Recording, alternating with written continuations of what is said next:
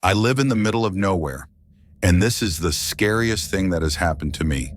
I am 15F, but back when this happened, I was around 12.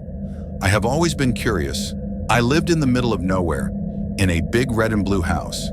I never had much friends and I was very antisocial because I had undiagnosed autism at the time, although it was normal for me and my siblings to go outside and take walks. We lived next to a girl who went to my school. I barely knew her. Let's call her Ava. Ava also had a sister and we will call her Chris. Ava and Chris were outside the same time as me and my siblings. So naturally, my siblings would hang out with them and I would tag along even though I didn't talk much. One day, we all decided to play games together. Now for this story, you have to understand the layout of where we were playing. We were not far from the house and we lived under a hill. So if you left the area, you would have to go on a hill.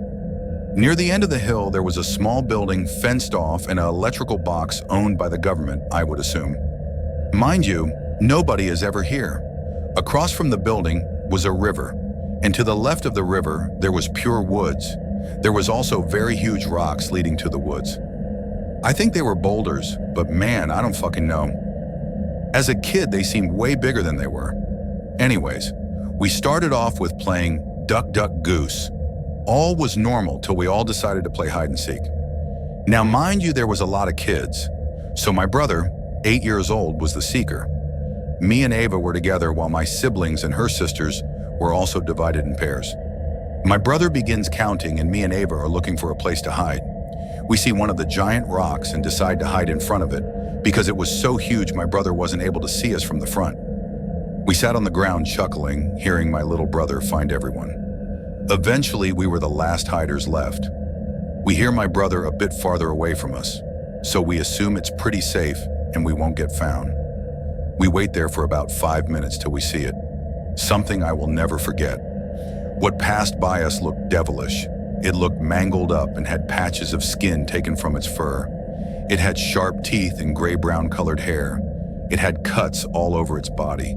It was walking on all fours and turned to look at us. Everything after is a blur. The thing ran away and I grabbed Ava's hand and ran. I asked her if she saw it too, and she was equally as afraid as me. We told my siblings and the rest of the kids and ran the fuck out of there. I don't live there anymore because I live with my dad. But whenever I come over, we pass that spot. I get the same memories hoping it won't come after me again. Now that I'm old, I am going to assume it was a mangled up wolf or coyote, but it looked way too huge to be a coyote. I don't even know. I'm fucking baffled by this and I refuse to go near or in the woods anymore.